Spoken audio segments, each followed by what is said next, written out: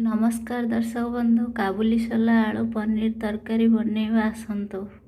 तरकारी बनैबा लगी पियाज, सीझा टमाटो, अदा रसुण पेस्ट, मेथी पत्र, जीरा गुंड, धनिया गुंड, हल्दी गुंड, लुण, शाही गरम मसला, लंका गुंड देउना आपण चाहिए दे पारे। आसतु तरकारी बनैबा। 300 ग्राम पनीर अच्छी। पनीर टी छाणीबा चलतु। गरम हो साराणी एथिरे तेल देदवा। पनीर टी छाणीबा लगे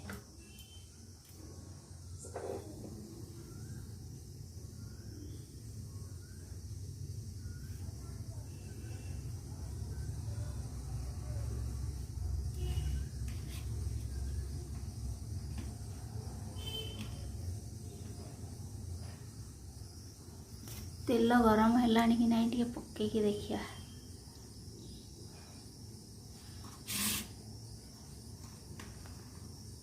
तेल टी गरम हो गलानी, पनीर टी छाणीबा।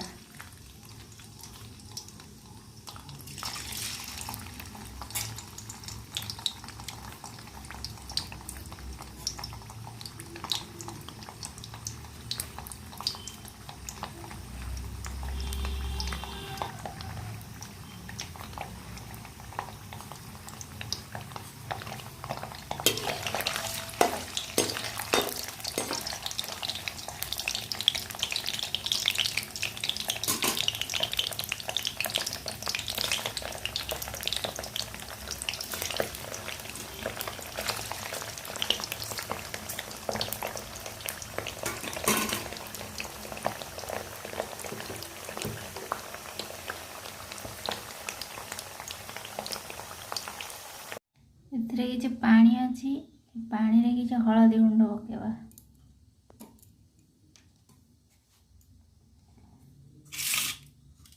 तापर पनीर गुड़ी को छाणी के रखा है, एगुड़ा से हलदी पानी पकेबा। पनीर टी नरम हवा लगे।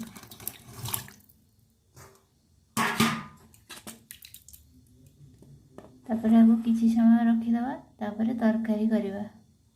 पनीर छाणी कड़ाई रे किसी चीनी देदबा। तेल गरम हो गलानी, चीनी किसी देदबा कलर हवा लगे।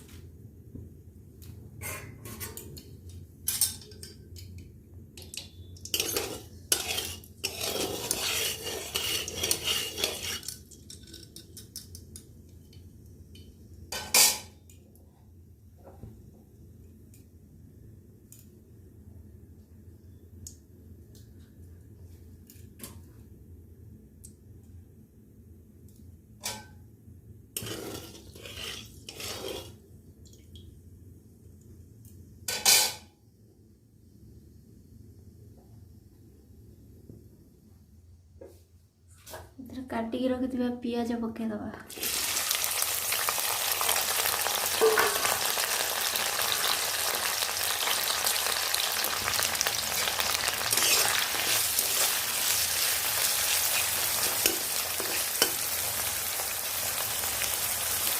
पियाज टी भाजी हवा लगे किसी समय छाड़देव। आमर भाजी हो आसलानी, अदा रसुण पेस्ट देदबा।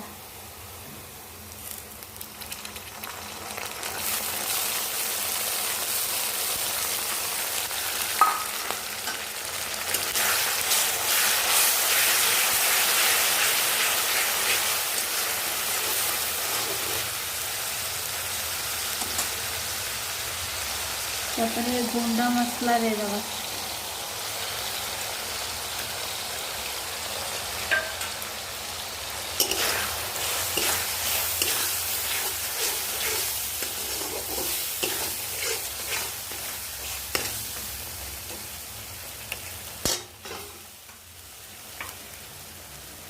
तापर सीझा होता टमाटो देदबा।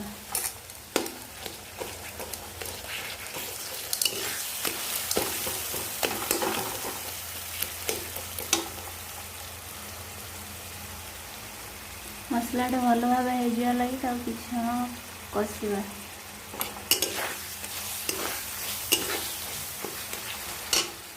मसलाटी आम हो आसलानी, गरम मसला पकेबा, शाही गरम मसला।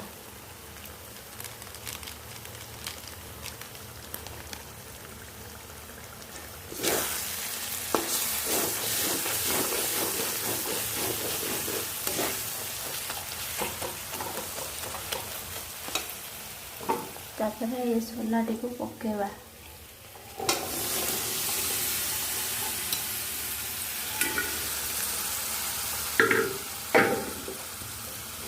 कषिया है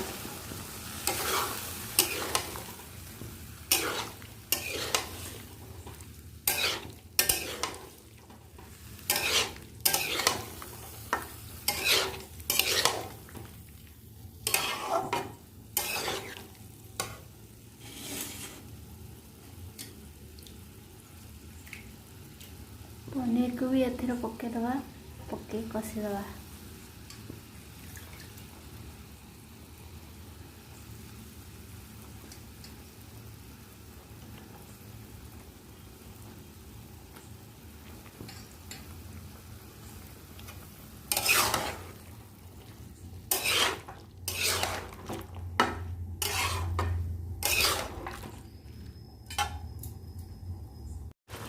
पनीर आलू काबुली छोला कषि हो आसला हलदी पानी पनीर पड़ता ए पानी टी देदेबा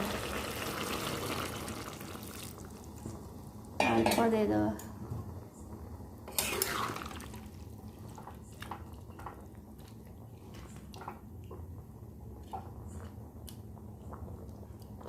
और किसी समय फुटवा लगी छाड़देवा तरकारी हो आसला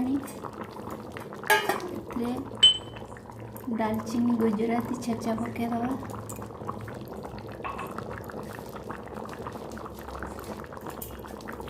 मेथी पत्र पकेदवा तापर शाही गरम मसला पकेदवा